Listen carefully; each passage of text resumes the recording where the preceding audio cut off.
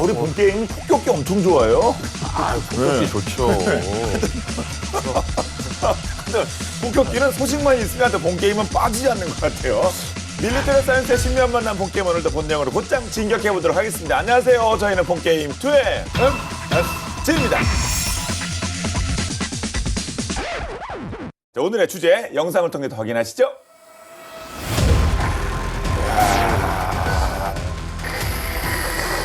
가오리. 예.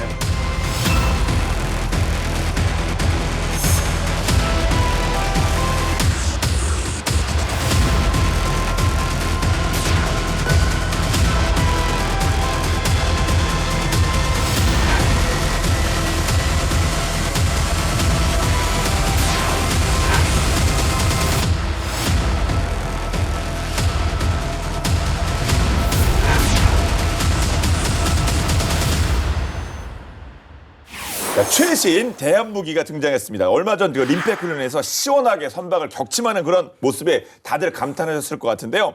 당시 이제 더욱 주목을 끌었던 거는 이 무기를 장착하고 이제 쏜 무기 체계가 바로 스텔스 폭격기 B2 때문이 아닐까 싶습니다. 특유의 W자 모양으로 유명한 검은 가오리. 네. 미국의 스텔스 폭격기 B2 스피릿이 오랜만에 신무기 실사격 훈련에 나서서 주목을 끌었어요. 지난 7월 19일이었죠. 림팩 훈련 기간 중에 진행되었던 함정 격침 훈련 싱크X에 B2가 동원된 건데요. 당시 B2는 시험용 대함 유도 폭탄 퀵싱크. 보시죠. 이 퀵싱크를 퇴역 강습 상륙함 USS 타라와에 투하를 했고 정밀 타격에 성공을 했습니다. 이 B2는 평소 전략적 타격 능력을 과시해 왔지만요. 해상에서의 공격 능력은 갖추지 못했다라고 평가가 됐었는데 자, 이번에 퀵싱크로 이 거대한 표적함을 침몰시키면서 유사시 지상폭격 외에 해상 작전에도 참여할 수 있는 능력을 증명했습니다. 예. 그러니까 B2와 퀵싱크. 근데 빨리 그냥 빨리 물속으로 가라앉는다. 들어가라. 네. 이름도 기가 막혀졌습니다. 예. 이렇게 B2와 퀵싱크의 조합 아이디어 굿인데 그런데 이거 B2 소식이 더욱더 반가운 게 최근에 이 B2 얘기가 별로 없었어요, 솔직히. 네네, 그거 정확하게 짚어주셨는데요. 사실은 B2가 반년 정도 하늘을 날지 못하고 경납고에 대기를 해야 됐었죠. 아, 그래요? 예, 지난 2022년 12월에 B2 한 대가 고장을 일으켜서 미국의 미주리주 화이트맨 공군이 이제 비상 착륙하는 사건이 있었습니다. 당시 기체에 이제 화재가 발생한 상황이고 그 사실이 대대적으로 알려졌고 예. 그래서 미 공군과 전략사령부가 모든 B2의 비행을 중단시켰었죠. 매년 초청됐던 미국의 대표 신년 축제들이 있거든요. 로즈 퍼레이드, 로즈볼 게임 행사에도 참여를 못했고 그래서 미 공군은 당시에 안전 결함 여부가 확인되는 대로 B2 비행을 재개할 거라고 밝혔는데 근데 사건 이후에 반년 가까이 비행이 안 되면서 정말로 구조적 결함이 있는 게 아니냐. 심각한. 예, 그런 의문까지 좀 생겼었어요. 그리고 사실 B2는 2021년 9월에도 그 이전에도 랜딩 기어가 부서져가지고 비상 착륙하는 사고가 있었는데 이때 기체가 멈출 때까지 이제 왼쪽 날개가 1.6km나 땅에 끌리면서 $10,000,000 이상의 피해가 발생하는 그런 일도 있었습니다. 아, 예. 날개 끝이 좀 끌려도 물론 1.6km였습니다만 137억 원이 이제 수리비로 드는 그런 대단한 그런 B2인데 근데 6개월이나 묶였다. 꽤 심각할 수 있었을 텐데 그런데 결국 이게 해제된 겁니까? 문제가 해결이 된 겁니까? B2가 진짜 화려하게 복귀를 했습니다. 그러니까 미 전략사는 2023년 5월 미국 공군기지에서 B2가 이륙하는 모습을 자, 이 화면을 보시면 이렇게 공개를 했습니다. 그 점검을 마친 B2의 비행 임무 복귀를 공식적으로 알린 거죠.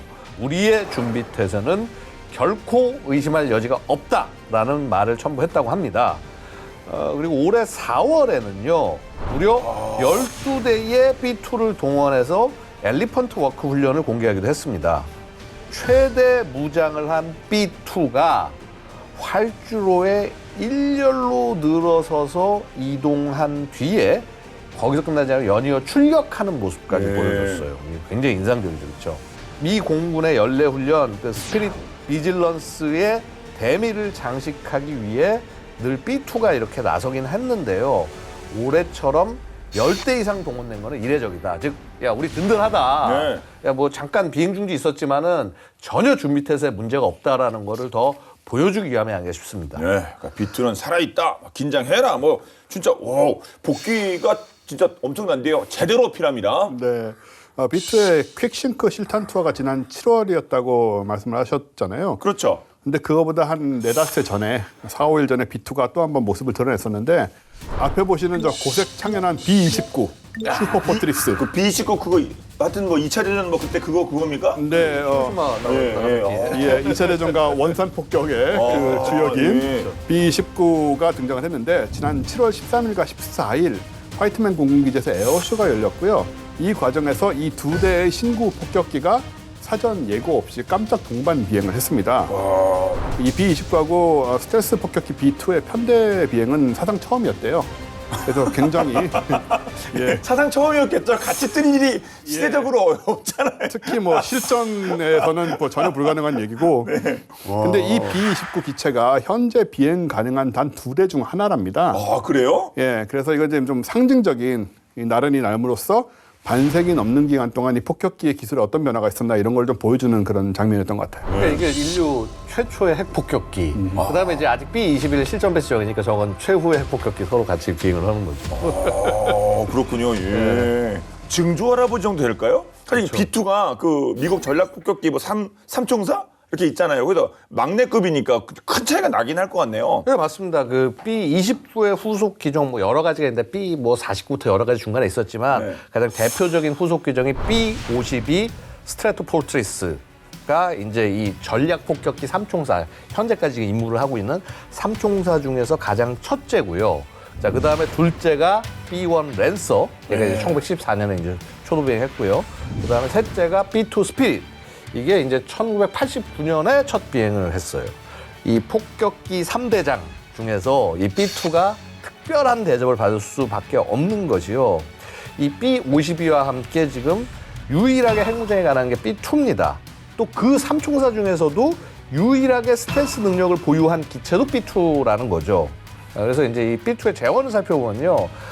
전익기라고 그러죠. 그러니까 사실 이제 몸통 전체가 날개로 되어 있는 건데 그러다 보니까 길이가 21m인데 날개 폭은 무려 52.4m예요.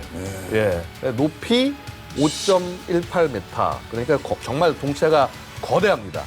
전투기보다 훨씬 크지만은 이 스텔스 성능 덕분에 적 레이더에는 거의 포착되지 않고요. 그래서 레이더 반사 면적이 0.1제곱미터. 그다음에 상대방 레이더에서 이 0.1제곱미터가 어떤 의미냐? 비둘기 정도의 작은 새 크기로 보인다. 이런 뜻입니다. 게다가 이제 이 레이더 반사를 방지하는 페인트를 동체 전체에 칠해서 15,000m 상공에서 낮에 이렇게 비행을 이렇게 하는데 이게 또 이렇게 잘 탐지가 안 되고요. 어떤 이든 B2를 이렇게 부릅니다. 그래서 하늘의 핵 잠수함. 약간 그냥 느낌이. 끝장낸다는 거 아니겠습니까? 그렇죠. 이제 그 스텔스 이제 조용하게 가서 핵무기 잔뜩 싣고 가가지고 가서 팍 이제 공격할 수 있는 그런 능력을 갖췄다. 예. 거대한 동체만큼 대신 또 뭐 레이더 반사 면적은 이렇게 뭐 그 좁은데 그런데 상대편 입장은 진짜 거의 뭐 초토화되는 거 아니겠습니까? 그렇죠. B2는 일단 2개의 내부 무장창에 18톤의 무장을 탑재할 수가 있는데 예. 그 핵폭탄 최대 350킬로톤급인 B61이나 1.2메가톤급인 B83 핵폭탄을 6발을 장착할 수가 있습니다. 진짜 핵 잠수함이네요. 하늘에 떠다니는. 예. 근데 뭐 생각을 해보시면 히로시마의 리틀보이 떨어졌던 게 15킬로톤이니까 만약에 1.2메가톤급 6발을 장착을 하면 이게 뭐 몇 배입니까? 뭐 수십 배, 수백 배에 달하는 어마어마한 화력이고요. 그래서 엄청난 위력을 발휘할 수 있는 그런 폭장량이다라고 말할 수 있고 이 외에도 2.4에서 3m 두께 콘크리트를 관통할 수 있는 2,000파운드급 합동 정밀 직격탄, 우리 얘기 많이 했던 JDAM 16발을 동시에 투하할 수 있고요. 그리고 500파운드급 JDAM은 무려 80여 발을 투하할 수 있는 이런 뿌리는 수준이네요. 뭐 그 정도면. 예. 오. 그리고 최신형 순항 미사일인 그 AGM-158 제즘 요것도 16발 장착할 수가 있고 이렇게 아주 다종다양한 무기를 싣고 고도의 스텔스 성능을 유지한 채 적 상공으로 침투해서 투하할 수 있는 그런 아주 무시무시한 폭격기죠. 네. 그렇기 때문에 이 B2가 한반도 근처 이렇게 비행하기 시작하면 죄지은 누군가는 밤잠 설치거나 아니면 어딘가 깊은 데 들어가고 싶지 않겠습니까? 맞습니다. 네. B2가 북한이 가장 두려워하는 무기로 알려졌어요. 약 10년쯤 전에 딱 한 번 한반도로 날아온 적이 있는데 북한이 이제 3차 실험을 마친 지 한 달 정도 되는 2013년 3월이었습니다. 그러니까 미 본토의 화이트맨 기지에서 출발한 B2 폭격기 2대가 1,500km 정도를 비행해서 군산 앞바다의 직도 사격장까지 날아와서 실제 폭탄을 던지고 갔습니다. 예. 하여튼 그때 뭔가 요란했던 것 같긴 한데, 그게 그때 왔던 게 이 B2군요. 그렇습니다. 예. 와, 이거 북한 입장에서는 진짜 쫄았겠는데요? 근데 이제 사실 북한은 이제 우리는 그럴수록 더 세 하면서 그때 뭐 미국 본토 타격 계획이다 막 이런 허언을 보였는데 그게 사실은 굉장히 두렵다는 뜻으로 해석을 해야 된다. 북한의 행태를 보면은. 예.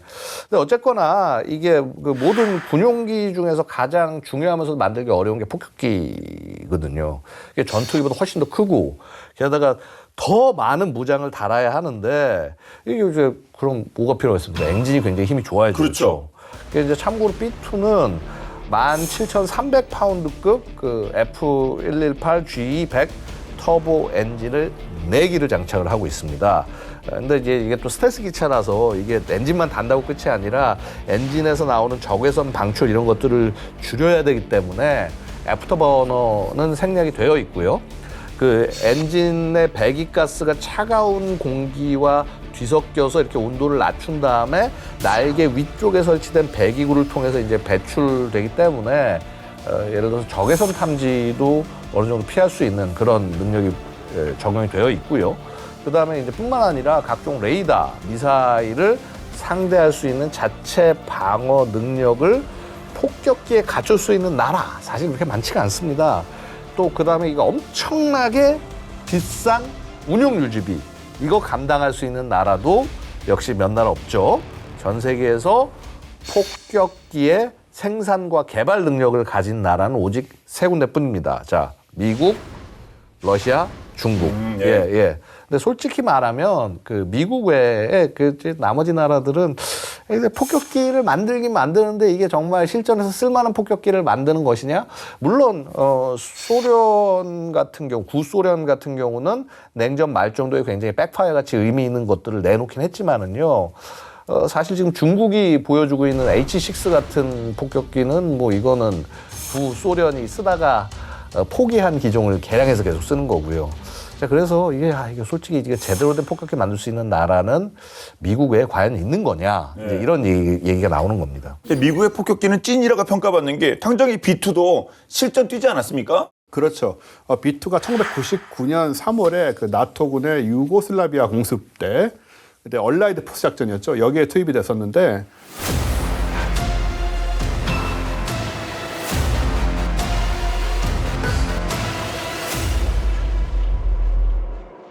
(3월 24일부터 6월 19일까지) 79일 동안 6대 B2가 폭격을 했는데 그 투하한 JDAM의 수만 656발. 많이도 떨어뜨렸습니다. 네. 지도가 바뀌었겠습니다. 그렇죠. 근데 이제 정밀 타격이니까 네. 무기 공장하고 공군 기지 그리고 지휘 통신 시설 등을 이제 정밀 타격을 했다고 해요. 또 9.11 테러 보복 작전의 선봉에도 B2가 섰었고 아프가니스탄 공습 때 B2 6대가 3일간 투입이 됐는데 이때는 6번의 공중 급유를 받으면서 40시간 동안 12,000km를 날아서 지구 반바퀴를 날아서 아프가니스탄까지 가서 폭격 임무로 수행을 했습니다. 의지를 보여줬네요. 근데 미 공군이 B2를 어떻게 평가하고 있는지 보고서를 보면 정밀 무기로 무장한 한 대 B2가 스텔스 기술이 적용되지 않은 재래식 항공기 33대 역할을 한다. B2에 승무원 2명이 탑승을 하니까 66명의 공군 몫을 한다라고 생각할 수 있는데 사실은 뭐 더 큰 역할을 한다고 생각이 되죠. 폭격기 하면 뒤에 누가 타서 뭐 이렇게 작업할 것도 같은데 그냥 딱 승무원 2명이 모든 걸 다 하는군요. B2는요. 근데 B2 뭐 대단한 기체인 건 알겠는데 뭐 당연히 단점도 있지 않겠습니까? 비싸요. 아유, 큰 단점이죠. 너무 비싸요. 너무 비쌉니다. B2의 별명 중에 날아다니는 골드바가 따져봐야겠는데 이게 진짜 무게하고 이 가격하면 진짜 네. 근데 실제 어떠냐면 같은 무게 금보다 비싼 폭격기다 이렇게 불렸어요. 그러니까 그만큼 이제 생산 비용하고 유지 보수 비용이 비싼 기체로 굉장히 유명합니다. 오죽하면 지구상에 존재하는 항공기 중에 가장 비싼 기종이라는 말까지 나올 지경인데요.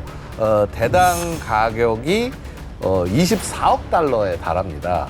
하나로 이제 3조 3천억인데 이제 이게 왜 그러냐면 원래 한 200대 가까이 생산을 하려고 하다가 냉전 끝나면서 이 생산을 양을 줄였거든요. 이게 더 이상 필요 없다. 200대나 만들려고 했어요. 네. 근데 그러다 보니까 이제 가격이 훨씬 더 비싸진 거죠. 이제 그만큼 많이 찍어내면은 가격이 상세가 되니까 개발비가. 이게 3조 3천억 원이면요. 그러니까 대당 뭐 1,000억에서 1,500억 원대에 왔다 갔다 한다고 하는 게 우리 F-35의 이스텔스 전투기잖아요. 그렇죠?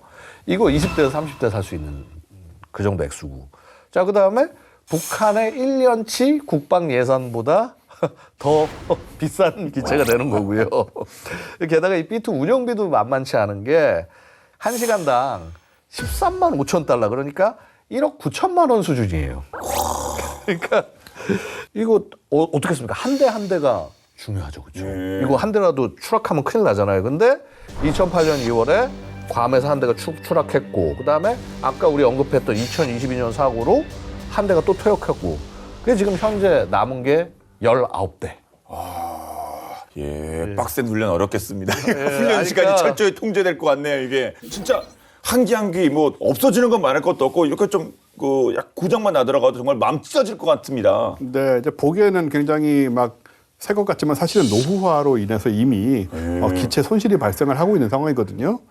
B2는 뭐 바로 어제 나왔을 것 같은 그런 모습을 하고 있지만 사실은 연식이 35년이나 됐고요. 1989년에 처음 나왔으니까 35년이나 됐고 물론 이제 초도 양산형 이후에 블록 10, 블록 20, 블록 30까지 다 업그레이드를 거쳐 오긴 했죠. 그리고 이제 앞서 방어 관리 시스템 현대화, DMSM 사업도 추진을 했었고, 그리고 당시 이제 그래서 외부의 뭐 플랫폼 센서나 실시간 데이터 공유, 그리고 부가적으로 전자정보 수집 기능 등을 추가해서 전자적 능력치 향상을 시켰다고 알려졌습니다. 여하튼 오래된 기종이에요, 생각보다. 그래서 최근 제작사인 노스롭 그룹만이 B2의 성능 개량 사업인 SR, 이건 스피릿 렐름이더라고요. SR1을 공개를 했는데 일단 조종석에 이제 최신 디스플레이가 장착이 됐고요. 그리고 가장 중요한 그 개방형 임무 시스템 아키텍처를 도입을 하게 되는데 이 단계적인 소프트웨어 업데이트를 통해서 새 기능을 신속하게 추가할 수 있도록 만드는 게 포인트입니다. 가장 먼저 통신과 무장 능력 개선을 시작으로 해서 향후에 센서 등등 다른 분야도 확장될 예정인데 최신 업그레이드 작업을 통해서 B2의 핵 억제력 그리고 재래식 장거리 정밀 타격 능력을 유지하고 강화한다는 그런 방침이죠. 예. 그러니까 무장 능력이 개선된다 말씀하셨는데 그럼 성능 개량을 통해서 도대체 어느 정도 또 무장이 빵빵해지는 겁니까? 이 SR1을 통해서 무장을 현대화한다라고 얘기를 했는데 자, 일단 확인된 거는 그 신형 벙커버스터 그 GBU 72 브라보 이제 요거를 통합한 사실이 공식적으로 확인이 됐고요. 그다음에 그 미국의 그 핵 비축량을 관리 감독하는 기관 미 국가 핵 안보국 NNSA의 2024년 회계년도 재고 및 관리 계획 이제 여기에 따르면 B2 폭격기에 실려 운영될 공대지 전술 핵으로 신형 전술 핵 무기인 그 B-61 마크 12가 새로 기재가 됐어요. 핵심은 정밀 유도 기능입니다. 원래 B-61 이 기존의 핵폭탄은 자유낙하 방식으로 떨어져서 목표물을 타격을 한 거예요. 그 레이더나 혹은 GPS 같은 걸로 목표물을 딱 설정을 한 다음에 꼬리 날개를 딱 움직여서 정확한 정밀 폭격이 가능하게 되었어요. 최대 폭발 능력은 50킬로톤이다. 이렇게 얘기를 하는데 사실은 이제 전술핵보다 저위력 핵탄두. 그래서 사실 15킬로톤 정도 넘어가면 낙진이 많이 떨어지고 그래가지고 피해가 일반 민간인들은 피해도 많을 수 있는데 그래서 5킬로톤 미만으로 많이 줄이려고 하고 그러다 보니까 용도에 따라서 10킬로톤, 1.5킬로톤, 0.5킬로톤으로 폭발력을 줄일 수 있게 되어 있어요. 이 탄두가. 그렇게 해서 이런 정밀 유도와 그다음에 폭발력 설정 기능 때문에 다양한 작전에 실제로 쓸 수 있다라는 것이 이제 이 B2 핵무장이 갖는 그 위험성이고요. 예. 그러니까 실전에서 사용할 수 있다는 거. 이게 진짜 제일 후덜덜한 거 아닙니까? 네, 뭐 그럼에도 불구하고 실전에서 쓰면 안 되겠죠. 그렇죠 이게 절대. 예, 일단 핵이 한번 터지는 경우에 상징성이 있기 때문에 그렇긴 하지만 여하튼간에 어떤 그런 부분들을 좀 위협적으로 보여주는 거죠. 이런 능력을 통해서. 그리고 또 성능 개량된 B2 폭격기에는 극초음속 미사일도 탑재가 될 예정인데 유력한 후보는 스크램제트 엔진을 사용하는 네. 극초음속 순항 미사일 하큼 하이퍼소닉 어택 크루즈 미사일 약자입니다. HACM 하큼이라고 읽더라고요. 미 공군은 이 공중 발사 신속 대응 무기로 불리는 사실 극초음속 미사일 그 AGM-183A 에로우를 개발을 했었어요. 개발을 하다가 지난해 3월에 발사 시험에 실패하면서 개발을 중단을 했습니다. 그런데 미 공군이 2024년 회계년도 예산 요구 안에 이 새로운 그 하큼 연구 개발용으로 3억 8천만 달러를 요청한 게 확인이 되면서 다시 한번 이제 극초음속 무기에 대한 도전을 한다 이렇게 보여지는 거고요. 근데 이 해큼은 에로우하고는 완전히 다른 무기입니다. 에로우는 속도가 마하 20에 달하는데 네. 해큼은 마하 7 정도가 나오니까 상대적으로 느린데 완전히 방식이 다르죠. 에로우는 대기권 아니긴 하지만은 추진 엔진 없이 낙하하면서 가속도를 얻는, 그러니까는 탄도미사일과 약간 비슷한 방식으로 속도를 올리다 보니 마하 20에까지 도달할 수 있다라는 그런 활공하는 그런 미사일인데 해큼은 그 수평으로 가속된 후에 자체 엔진을 가동해서 목표를 향해서 계속 엔진을 써서 가는 거죠. 이 해큼은 중국과 같은 그 첨단 방공망을 상대하는 미래 전장에서 적 방공망 안에 있는 이제 중요한 목표를 타격하기 위한 용도로 지금 개발을 이제 하는 거고요. 완성 후에는 B2에 탑재가 될 것이라고 보여집니다. 네. 뭐 성능 개량하고 뭐 무기 강화하고. 근데 요즘 뭐 B2가 뭔 일 있습니까? 왜 갑자기 이렇게 만발의 준비를 하는 거예요? 그러니까 이게 지금 후임을 받기 전에 네. 이게 선임이 좀 약간 능력을 좀 더 올려놓는 거죠. 그러니까 무슨 말인가 하니 예. 이 B2 업그레이드의 정말 진정한 이유는 뭐냐면 이 소위 폭격기 3대장 다음에 찐 막내가 들어올 예정입니다. 그러니까 바로 차세대 스텔스 폭격기, 우리 사실 본게임에서 몇 차례 얘기했던 네. 바로 B-21 그 레이더입니다. 2022년 12월 첫 공개 당시 우리 본게임 2에서도 소개한 적이 있는데요. B-21의 실전 배치가 끝날 것으로 예상되는 2030년대까지는 자 어쨌거나 이 B2 이 형님이 잘 자리를 지키고 있어야 하는 상황인 겁니다. 네. 그래서 이제 이렇게 열심히 준비를 하는 거죠. 그러니까 B21 그 레이더. 저도 그 본게임에도 다뤘던 기억이 나는데 B21이라고 해서 또 오래된 것 같은데 얘가 그 완전 그 신품이에요. 그러니까 후배에게 자리를 물려주기 전까지 아무튼 뭐 B2가 그 자리를 굳건히 지키고 있어야겠네요. 네, 맞습니다. 그 B21이 본격적으로 활동하기 전까지요. 그 B2는 그 남은 그 운용 기간 동안 그 최신의 그 통신 타격 능력을 유지하기 위해서 성능 개량이라는 게 이게 그냥 뭐 해도 돼 안 해도 돼가 아니라 무조건 해야 돼. 필수가 되는 거고 이번에 그 B2의 그 대함 유도폭탄 퀵싱크를 탑재해서 이 그 함정 겹칭 훈련을 한 거 이것도 사실 그 비슷한 맥락으로 보시면 됩니다. 퀵싱크가 사실은 뭐 완전히 뭐 새롭게 막 하늘 없던 게 떨어진 게 아니라요. 우리 지상 표적할 때 쓰는 제이담 있지 않습니까? 이 제이담을 선박 공격용으로 개조한 겁니다. 그러니까 이 제이담은 뭐 아시다시피 이제 뭐 미군, 뭐 해군, 공군 다 쓰고 있는 대표적인 유도 무기지 않습니까? F-35 당연히 들어가 있고 F-15 뭐 EX, 뭐 우리 F-15K에도 다 그렇고요. 뭐 미군과 동맹군이 쓰는 대부분 전투기에 다 이제 탑재가 되는데 그 제이담 자체도 원래 이제 유도 키트가 장착이 되어 있는 거지만 여기에 여러 가지 탐지용 센서를 더 추가적으로 결합을 하는 겁니다. 그러니까 뭐 GPS는 기본적으로 당연히 들어가고 뭐 레이더 혹은 적외선 탐지 시커 이런 것들을 장착을 해서 자 바다 위에 떠 있는 선박을 공격하는 퀵싱크로 바뀌게 되는 건데요.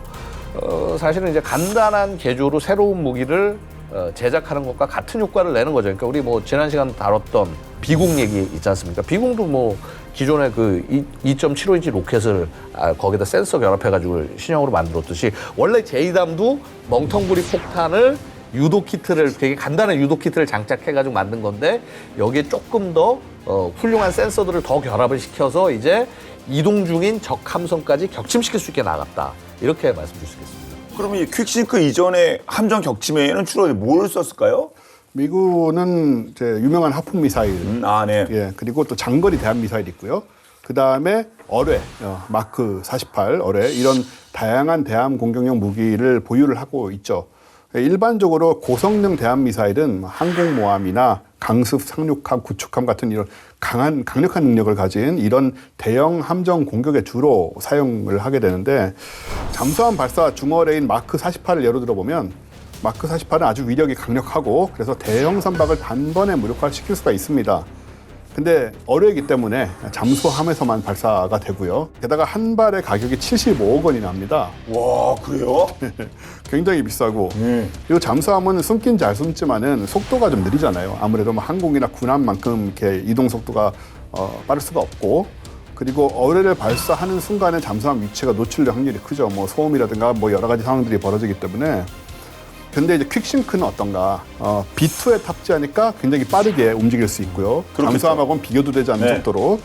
그리고 스텔스 성능을 갖춘 B2 안에 들어있으니까 위치 노출 위험도 훨씬 덜하고 이런 퀵싱크를 B2는 이제 16발이나 탑재를 할 수 있으니 굉장히 강력한 전력인 거죠. 와, 진짜 이 퀵싱크하고 이 B2하고 진짜 시너지가 그냥 상상만 해도 그냥 뭐 짝짝짝짝 뭐가 맞아 떨어지는 것 같습니다. 엄청날 것 같아요. 네, 시험 발사 당시에 그 B2가 퀵싱크를 투하해서 격침에 성공한 게 이제 아까 말씀하신 미국의 퇴역 함정인 타로아함인데 길이가 250m고 폭 32m에 배수량이 39,000톤에 이르는 강습 탕륙함입니다. 예, 작은 배가 엄청 아닙니다. 크네요. 네. 7만 뭐 8만 톤급 항모의 절반 정도 되는 이런 함정인데 이게 뭐하고 비슷하냐? 중국이 가진 만재 배수량 3만 6천 톤, 3만 6천 톤의 075형 상륙함하고 크기가 아주 비슷합니다. 아, 예. 네, 이 075형은 중국 해군이 유사시에 대만 침공에 동원할 그 강습 상륙함으로 알려져 있거든요. 아, 그런 것도 다 고려돼서 선정이 됐나 보네요. 타겟도. 네, 그리고 아마 중국에게도 좀 보여주는 거겠죠. 네. B2하고 퀵싱크를 동원해서 중국의 해상 위협을 최소한의 비용으로 신속하게 무력화할 수 있다 우리가 이것도 보여주는 것이고 이런 이제 해상 능력을 B2가 갖추게 됨으로써 앞으로 중국 해군이 대만 동부나 필리핀 인근 해역에서 활동할 때 상당히 위협을 느끼지 않겠느냐 이렇게 생각이 됩니다. 네. 잠시 사라진 줄 알았습니다만 더 강력한 모습으로 다시 돌아온 B2처럼 아무리 전장에 나가도 불사신처럼 죽지 않고 계속해서 살아 돌아오는 남자가 있었다고 합니다. 2차 세계대전 중에 정말 레전드 인물 중에 한 명으로 손꼽히는 이분이 누구일지 본방자사에서 살펴보도록 하겠습니다. 확인하시죠.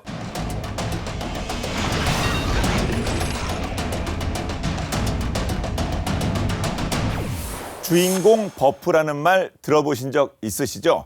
영화나 드라마, 소설 속 주인공은 어떤 시련과 난관에도 죽지 않고 살아남는다는 걸 의미하는 말인데요.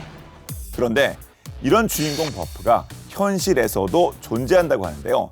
계속되는 죽음의 위협 속에서도 수차례 살아남으며 어마어마한 기록을 써내려간 오늘의 주인공은 과연 누구일까요?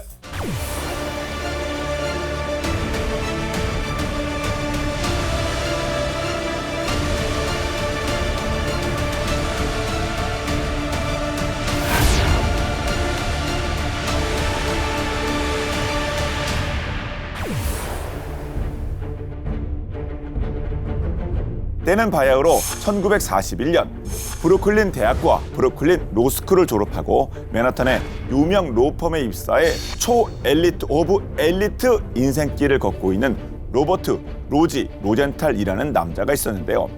여느 때와 같이 로펌에서 열심히 일하고 있던 어느 날 일본이 진주만을 공습했다는 뉴스 보도를 보게 됩니다. 애국심이 마구마구 들끓었던 걸까요?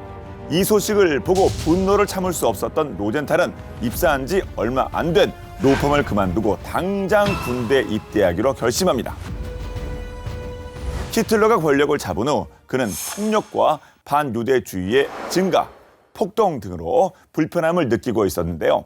폭격기 조종사가 된다면 나치 정권에 가장 큰 피해를 줄 것이라 믿었기에 무조건 전투에 나가야 한다 고집했고 결국 미 육군 항공대에 입대하여 훈련을 받게 됩니다. 로젠탈은 육군 항공 훈련 과정을 빠르게 통과해 2년 후 영국 런던 근처의 소프 에보치에 주둔한 한 부대로 합류하게 되는데요. 그곳이 어디냐?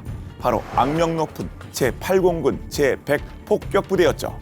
이 부대는 부대원들의 75%가 죽거나 중상을 입어 블러디 헌드레드, 일명 피해 100 부대라는 별명으로 불렸는데요. 쉽게 말해 폭격기 4대가 출동하면 한 대만 겨우 돌아오는 말도 안 되는 생존율에 군인들의 사기는 바닥을 기던 그런 곳이었습니다.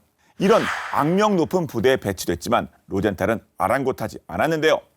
생명의 위협을 느끼는 불안한 상황 속에서도 동요하지 않고 1943년 10월 8일 독일 브레멘 공습, 10월 9일 현재는 폴란드지만 당시엔 독일이었던 마리엔부르크 공습에 투입돼 임무를 수행합니다. 이어 세 번째 임무로 10월 10일 독일 민스터 폭격에 연이어 출동하게 되는데요. 여기서 로젠탈의 인생에 큰 시련이 찾아오게 됩니다. 이날 작전은 평소와는 조금 달랐는데요.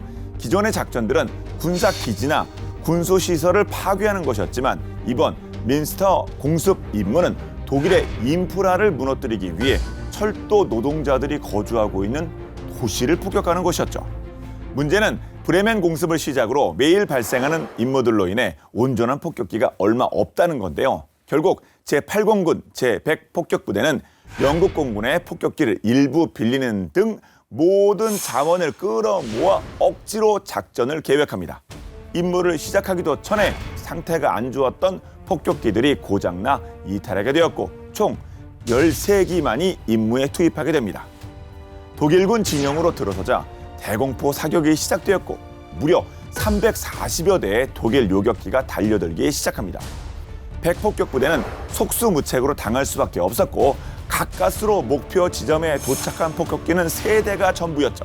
독일 요격기들을 피해 폭격 지점에 도착했고 곧바로 폭탄을 투하해 임무를 성공적으로 완수합니다. 워낙 피해가 막심했던 터라 복귀 과정에서 2대가 추락하게 됐고 결국 1대만이 복귀에 성공하는 최악의 결과를 낳았죠. 이때 돌아온 폭격기가 바로 로젠탈의 폭격기였는데요. 무사히 복귀하긴 했지만 2개의 엔진이 고장난 상태였고 산소 시스템은 아웃됐으며 한쪽 날개에는 큰 구멍이 뚫려 걸레짝이 된 모습이었죠. 민스터 임무 결과로 로젠탈은 일주일간의 휴가를 받게 되지만 동료들 대신 살아남은 데에 대한 미안함 때문인지 그는 상관이나 동료들의 만류에도 곧바로 다시 전장에 복귀하는데요. 이후 파리, 프랑크푸르트, 베를린, 함부르크 임무 등에서 엄청난 실력을 발휘하며 제 역할을 다해냈죠. 이후 한동안은 별탈 없이 무사히 임무 후 복귀에 성공하는 듯 싶었으나 47번째 임무에서 또 한 번 죽음의 그림자가 찾아오게 됩니다. 당시 독일이 점령했던 프랑스에서 격추를 당하는데요. 운이 정말 좋은 건지 다행히도 오른쪽 팔과 코가 부러지는 부상에 그치고 맙니다. 이제 전장에 나가는 게 겁날 법도 한데 돌아온 로젠탈은 이번에도 임무에 곧바로 복귀하는데요. 1944년 2월 민스터 공습보다 더 많은 사상자가 발생한 베를린 공습에도 또 격추당하는데요. 지난번에 다친 팔이 부러졌음에도 무사히 낙하산을 타고 탈출에 성공. 이번엔 구소련군에 의해 구조되어 다시 부대로 복귀했죠. 진짜 미쳤다 라는 말이 절로 나올 만큼 엄청난 생존율을 보인 로젠탈은 총 52번의 임무를 무사히 수행하며 1945년 11월 30일 제대하는데요. 이후 로젠탈은 훈장 16개를 수여받으며 제8공군 제100 폭격부대의 전쟁 영웅으로 기록되었죠. 로버트 로지 로젠탈은 제8공군 제100 폭격부대에서 불사신으로 불리며 자신의 폭격기인 B-17 로지 리 베이터스와 함께 수많은 전설을 써내려가는데요. 전장에 불사신이 될 수 있었던 건 로젠탈의 강한 의지와 부하들을 지키기 위한 책임감 덕분은 아니었나 싶습니다.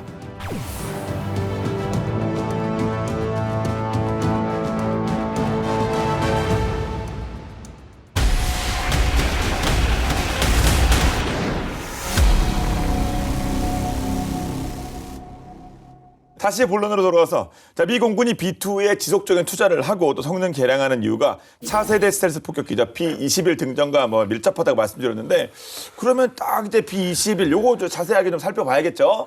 예, 그 B-2의 후임, 예, B-21 레이더는요, 그 지난 30년 동안 전 세계에서 유일하게 등장한 폭격기다. 그러니까 폭격기 자체가 사실 이렇게 새롭게 개발된 것이 없는데 새로운 기종이에요. 네, 새로운 기종으로 이제 수십 년 그러니까 만에. 기존에 이제 뭐 중국이나 이런 데서는 막 이렇게 업그레이드나 이런 것들을 반복했지만 완전히 새롭게 개발된 폭격기가 없었는데 유일하게 등장한 그것도 스텔스 폭격기다. 이렇게 말씀드릴 수가 있고요. 지난 2022년 12월 처음 공개된 후에 무려 11개월 만인 지난 그 11월에 첫 비행에 성공했습니다. 지상에서 원래 촬영된 사진만 공개됐는데 올해 5월에 B-21이 이륙 후에 수랑고도에서 비행하는 모습 바로 이겁니다. 이 모습을 공중에서 촬영한 사진이 처음으로 공개가 된 거예요. 이게 도색을 하지 않은 모습이에요. 스텔스 도색? 예, 스텔스를 하지 않은 B-21이 이제 캘리포니아주의 에드워드 공군기지, 원래 여기에 이제 신기종들 전부 에드워드 기지 가서 시험 테스트합니다. 여기서 이륙한 뒤에 이제 순조롭게 비행하는 모습인데 미 공군이 밝힌 그 B-21의 첫 실전 배치 목표 일정 2020년대 중반입니다. 뭐 지금까지 하여튼 시험 과정이 잘 진행이 되었다고 전해지고요. 다가올 2030년대 중반까지 최소 100대, 이 B-21을 100대를 만들겠다 이런 계획을 갖고 있다고 합니다. 그 옆모습만 딱 봐서는 좀 아래에서 봐도 그렇고 진짜 B2랑 거의 비슷한 것 같기도 합니다. 뭐 전입기에 뭐 그 뒤에 이렇게 솟아 올라 있는 것도 없고 뭐 그렇지 않습니까? 이 B2하고 B-21 두 기종 모두 노스롭 그루먼이 개발했고요. 그래서 디자인이 굉장히 비슷한 게 사실입니다. 그러네요, 이거. 구별이 사실상 뭐 안 된다고 봐도 옆모습은 뭐 똑같다고 할 수도 있죠. 외관 전부 다 곡선이고요. 레이더 전파를 다 다른 방향으로 이제 튕겨내기 위해서 설계를 그렇게 적용을 한 거고, 아래쪽에 내부 무장창 쪽만 평평하지 않습니까? 예, 그 외에는 이제 다 이렇게 곡선인데, 이 전문가들의 분석에 따르면 이 설계 개념이 B2는 저공 비행을 할 수 있는 쪽으로 설계가 됐고, B-21은 정상 고도에서 멀리 날아가는 쪽으로 좀 설계를 했다라고 분석을 하고 있어요.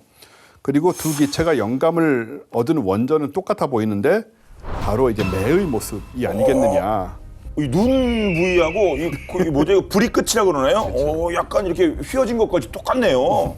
이렇게 생긴 거는 제일 좀 불안해 보이는 게, 아니 이게 어떻게 떠다니지? 앞서 그 B-21 그 사진도 보면 저게 어떻게 떠 있지? 막 이런 느낌이거든요. 안정적인 비행의 비결이 뭡니까? 소위 이제 전입기라고 하는 모습인데, 저 전입기는 뭐 2차 대전 중에도 뭐 나치도 개발을 하고 여러 가지 역사가 있습니다. 근데 다 실패를 한 게 제어가 안 되다 보니까 실패를 했었고, 통제 전체가 날개니까 사실 기체 전체에서 양력이 발생하는 아주 큰 장점이 있죠. 근데 수직 미익 이게 없잖아요, 그죠? 소위 그 수직 꼬리 날개. 그러다 보니까는 외부 돌출물이 없어서 공기 저항이 적고 또 스텔스에도 유리하지만 가로 방향 안정성이 없죠. 그냥 뭐 가로 막아주는 게 없으니까는 좌우로 굉장히 불안할 수 있는 상황인데, 특히 기체 주변의 공기 흐름이 조금이라도 불안정해지면 흔하게 일어나는 일이니까요.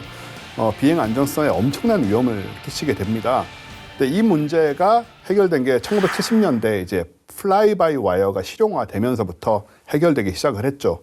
요거는 한마디로 이제 디지털 컴퓨터가 이걸 제어하는 건데, 기체 주변의 공기 흐름의 변화가 발생시키는 그 변수들, 이런 것들을 디지털 제어로 초당 수백, 수천 회를 계속 바로잡습니다. 그러면서 비행 안전성을 확보하는 그런 기술인 것이고, 이런 컴퓨터 기술 덕분에 B2가 이제 나를 수 있게 됐고, 또 B-21도 세상에 나올 수 있게 된 거죠. 예. 일단 뭐 딱 봐서 외관상은 21과 뭐 B2가 비슷한 것 같은데 차이점도 있겠죠. 하나하나 좀 분석해 주세요. 이제 두 기체를 위나 아래에서 본 모습 자체가 차이가 좀 있습니다. 예. 이건 또 차이가. 예, 또 보이시죠? 이제 예를 들어 보면은 B2는 뒤태가 이 서프랍에 W자 두 개를 붙인 톱니 모양이라면 B-21은 한 개예요, 그렇죠? 예. B-21의 기체폭이 40에서 45m 정도로 추정이 돼요. B2 52.4m에 비해서 약 한 10m 정도 차이가 나고 길이도 더 짧습니다. 그다음에 덩치가 이제 작은 만큼 탑재 중량도 절반 정도다라고 전해지는데, B2가 폭장량, 폭탄을 장착하는 양이 18톤으로 알려집니다. 근데 B-21은 그거의 절반인 9.1톤 정도고요. 크기와 그 탑재 중량이 작아진 만큼 핵폭탄도 더 작고 스마트화 된 거죠. 네. 그러면서 이제 옛날처럼 막 무장 엄청나게 덕지덕지 달지 않아도 된다. 자, 그런 상황이 됐다라는 거고요. 게다가 이제 B-21에는 보조 무장창이 두 개가 더 있다라고 그래요. 그래서 이 보조 무장창에 공대공 미사일이나 혹은 스텔스 드론, 혹은 그 신형 공대지 미사일인 그 CO, 스탠드인 어택 웨펀, 이거를 장착할 수 있다, 이런 관측이 나오고 있습니다. 그러니까 핵에다가 재래식 무장에다가 최신 무기 무장까지 다 그냥 한 번에 다 탑재할 수 있다. 이건 뭐 엄청난 양쪽인 거죠. 그러면 여기 이제 수십 년 만에 나온 새 기종이니까 와 신기술 엄청나게 뭐 들어갔겠죠? 네, 그렇죠. B-21 레이더는 현존 스텔스 기술이 집약된 최첨단 폭격기다. 뭐 이렇게 평가를 받고 있고요. 레이더 전파를 많이 발산하는 제트 엔진 공기 흡입구의 설계가 더 교묘해졌고 그 정면 노출 면적도 굉장히 줄었고요. B2가 레이더의 이제 세 크기 정도로 감지됐다고 얘기를 이제 했는데 B21은 골프공 정도라고 합니다. 그러니까는 굉장히 작게 보이는 것이고 이 정도면은 그야말로 모래사장에서 바늘찾기다 이렇게 얘기할 수 있을 것 같고 온라인 업그레이드 통해서 신무기를 신속하게 장착을 할 수 있는 그런 시스템으로 되어 있고 또 무인 조정도 가능하다고 해요. 정찰기 못지않은 센서와 레이더가 달려 있어서 적진 깊숙한 곳까지 침투해서 정찰 임무를 수행할 수가 있다. 네. 폭격기임에도 불구하고 그리고 미 공군에 따르면 항속거리도 B2보다 더 길다고 합니다. 그래서 유사시에 중국의 방공망을 다 뚫고 내륙의 핵심 목표까지 가서 때리고 올 수 있다. 뭐 이런 능력을 갖고 있다는 거죠. 그래서 B21이 B2보다 생존성도 더 높고 침투 성능도 더 뛰어나기 때문에 앞으로 아마 그 미 공군 폭격기 전력의 중추가 되지 않겠느냐 이렇게 예상할 수 있죠. 예, 와 무인 조정도 가능하다고 하니까 진짜 엄청난데요. 진짜 뭐 B21 이거 뭐 미 공군이 엄청 자랑할 만하겠습니다. 그도 그럴만 하죠. 왜냐하면 이제 차세 스텔스 폭격기라고 하는 B21, 그 다음에 현존하는 폭격기 3대장. 여기 차이에 사실은 이게 큰 차이가 있다. 이게 사실 세대가 완전히 다르다라고 얘기해도 될 것 같아요. 센서 융합, 통신 중계, 전장 상황 종합, 그 다음에 심지어는 전장 지휘 통제 기능까지 같이 갖추게 되고요. B2 같은 경우는 적에게 안 들키려고 혼자 은밀하게 움직이면서 작전하는 거, 그거 이상을 바라질 않았어요. 근데 B21은 어떻게 하면 조용히 침투하는 건 기본적으로 침투하고, 자, 아군과 네트워킹을 통해 가지고 해서 정보도 공유하고, 심지어 얘가 여분이 있으니까 전자전 장비까지 탑재해가지고 전자전까지 수행을 할 수 있게 되는 거죠.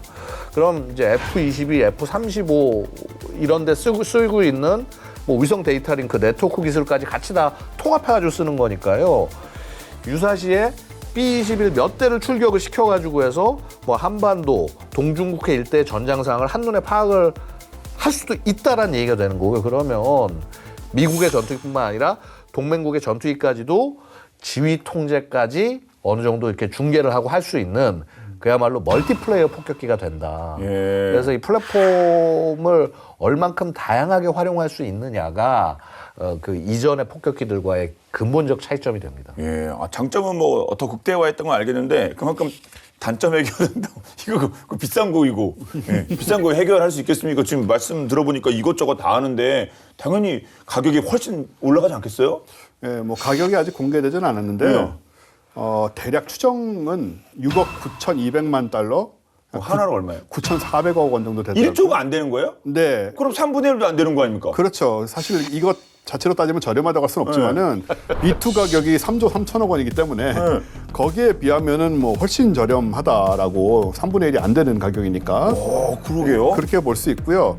그래서 만약에 B21의 이 생산 비용이 폭등하는 뭐 요인이 생기지 않고 그리고 운용비 또한 안정적으로 유지가 된다면 미 공군이 최소 100대에서 최대 200대까지 이상까지 늘릴 가능성이 있다고 그렇게 얘기가 됩니다.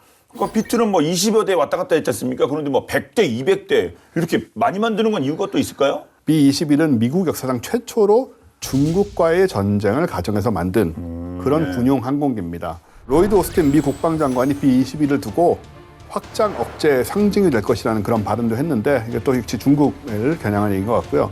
그래서 중국과의 충돌 우려가 계속 커지고 있는 건 우리가 다 아는 사실이고 여기에 대해서 미 국방부가 내놓은 대답이다. 그렇게 볼 수 있고 또 당연히 북한 방공 체계를 무력화할 수 있는 무기가 또 B21이고요. 머지않아 전력화될 거라고 예상이 되는데 B21이 북한 핵미사일 도발에 앞서서 아마도 한반도 상공의 모습을 또 드러내지 않을까 이렇게 예상이 되고 그 전까지는 물론 B2가 그 자리를 계속 좀 채워줘야 됩니다. 네. 자, 잠시 사라진 줄 알았지만 더욱 강력해진 모습으로 돌아온 원조 스텔스 폭격기 B2 그리고 끊임없는 성능 개량을 통해 후배 B21과 이제 어깨를 제대로 나란히 할 날이 기다려지는데요. 두 분 끝으로 한 말씀씩 부탁드리겠습니다. 예, 그 B2가 처음 실전 배치된 지가 이제 35년이 지난 건데요. 지금 사실 지금도 B1하고 B50이 아직도 현역을 지키고 있거든요. 그러니까 B21이 등장하면은 얘는 분명히 B52를 퇴역시키게 됩니다. 그렇죠? 그게 대신해서 등장하는 건데 하지만 여전히 B1하고 B2는 큰 형으로 현역을 지킬 겁니다. 슈퍼 벙커 버스터라고 그래서 거의 그 14톤에 가까운 굉장히 강력한 폭탄이 있습니다. 제식 폭탄이 있는데 이거 투하를 할 수 있는 유일한 스텔스 폭격기가 B2예요. 그래서 한반도에 B2가 등장하면 아까도 우리 얘기했지만 김정은이 숨을 죽인다 이런 얘기가 있었죠. 근데 이제 나쁜 짓을 하면 숨을 죽이는 정도가 아니라 숨이 단번에 끊긴다는 것을 오랫동안 쭉 깨닫게 해주길 바랍니다. 이 폭격기를 만드는 능력 자체가 지금 사실상 미국밖에 없다라고 얘기를 해주셨고 특히 스텔스 폭격기는 지금 실제로 뭐 가지고 있는 나라가 미국밖에 없고 그래서 여러 가지 이유로 우리가 자체 개발하기에는 좀 어려운 그런 무기 체계 중에 하나가 아닌가 해요. 우방국인 미국이 이 B2와 B21 등의 폭격기를 통해서 뭔가 우리의 안보 부분에도 분명히 도움을 주고 있다는 생각이 들고 그런 상황을 좀 잘 우리가 활용하는 그런 지혜가 또 필요한 것 같습니다. 네, 오늘 본 게임은 여기까지입니다. 본 게임은 OTT 웨이브와 KFN 유튜브를 통해서 언제든 시청 가능하니까 많은 활용 부탁드리겠습니다. 다음 수 더욱더 화끈한 내용으로 돌아오겠습니다. 지금까지 저희는 본 게임 2의 지였습니다. 고맙습니다. 네. 3조. 3조. 진짜 녹화 내내 생각했어요. 아까 12대인 거 있었죠? 그 활주로를 달러로 100달러로 이거 쫙 해도 이게 활주로 채울 수 있고 그 활주로만으로도 거의 천조국이 다 돼버리니까.